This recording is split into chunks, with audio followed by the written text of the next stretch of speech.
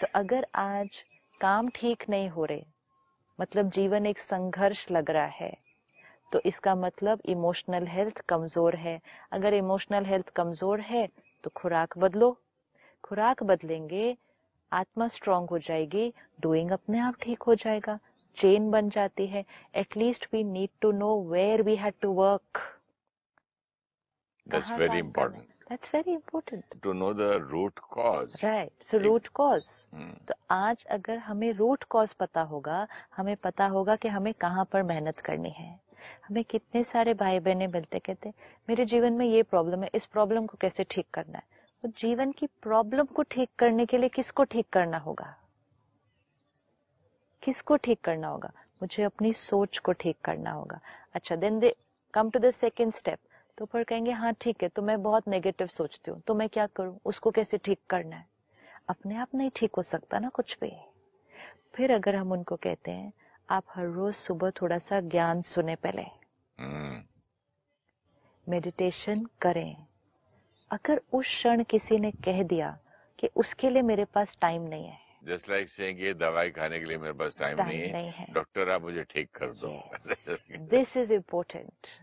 ये चेन जो है ना, इसीलिए बहुत इम्पोर्टेंट है कि हमारी प्रॉब्लम भी ठीक नहीं हो सकती, हमारी सोच भी नहीं ठीक हो सकती जब तक हम उसको रोज नरिश नहीं करेंगे। ये चेन को हमें राइट ऑर्डर में जाना होगा। अब सेम चीज इतने सारे भाई बहने मिलते हैं जो रोज सेंटर पर आते हैं, रोज सुबह सुबह परमात्मा का ज्ञान लेते हैं। कितने सारे भाई बहने मिलते हैं जो सिर्फ अवेकनिंग टीवी प्रोग्राम रोज टीवी पर बैठकर घर पे देख रहे हैं। वो क्या ले रहे हैं? Information. This is also information, no? If Correct. someone is watching this TV program, it's only 25 minutes of information. Correct. आप ले रहे हैं अंदर, पता भी नहीं चलता उनको कि कब वो बीज पड़ा और अंकुर उठा। पता नहीं चलता कब कैसे चेंज आ गया। नहीं पता भी नहीं चलता कब वो इन्फॉर्मेशन हमारी रियल लाइफ में काम भी आ जाए। आपके साथ प्रोग्राम करते हुए कितनी बातें मैं कभी देखता हूँ कि देखो यहाँ मैं कभी जिंदगी में चुप नहीं रहने वाला। आज मैं इतनी बड़ी बात पे मैं अब बाद में जरूर पछता रहा हूँ।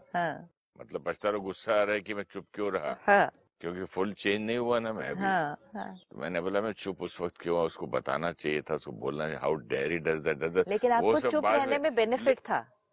सब कुछ अच्छा है, सब कुछ अच्छा लेकिन मन को पुरानी आदत है ना। तो वो पीछे से खेल रहा जरूर था। लेकिन वो इतना फायदा हुआ है कि ये प्रोग्राम सुनने से या बात करने से उस समय पे काम आई चीज। सिर्फ इस एक लाइन को देखते हैं, उस समय मैं चुप रहा, राइट? वो चुप रहना आपने उस समय चूज नहीं किया है। नहीं, वो चुप रहना वो डूइंग में आ गया। वो डूइंग में आ गया। चुप रहना आपने चूज नहीं किया है, वो चुप आप ऑटोमेटिकली रह गए। वो जो इंफॉर्मेशन के बाद जो थॉट थी, थॉट के बाद वो डूइंग ऑटोमेटिकली, और उस डूइंग को अगर मैं करता तो पछताता क्यों? हाँ बिल्कुल। तो मैं बोल रहा हूं मैंने ऐसा किया क्यों किया? मेरा ईगो, बट वो डूइंग ऑटोमेटिकली हो गया ना। लेकिन मोस्ट इम्पोर्टेंट है कि उस दिन मैं चुप रहा कैसे। पहले हम कहते थे उस दिन मैंने ऐसा बोला कैसे।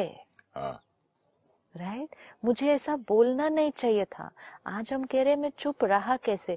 दोनों केसेस में चाहे मुख से बोल दिया या आज चुप रह गए, दोनों में चॉइस नहीं थी। लेकिन चॉइस कहाँ थी? कैसा हमने सोचा। सोचने में भी चॉइस किस बेस्ड पे थी? क्या क्या हमने अंदर भरा। इसीलिए परमात्मा कहते हैं कुछ मत करो, सिर्फ रोज सुबह सुबह पहले ज्ञान भर दो। कुछ नहीं करो और वो ज्ञान अपना काम अपने आप करेगा। जैसे हम क्या कहते हैं, सुबह सुबह अच्छा नाश्ता खा लो, फिर सारा दिन काम पे निकलो। वो खाना शरीर को सेहत देगा, शरीर के द्वारा हम काम कर लेंगे। तो सुबह सुबह सोल की नरिशमेंट, वो इंफॉर्मेशन से थिंकिंग, थिंकिंग से डूइंग। तो today we need to know where the power lies, where do I have a choice, not on the doing and actually not so much on the thinking also, but more on the information. आज अपने लिए एक मंत्र बनाते हैं, I the soul feed myself with only and only pure information.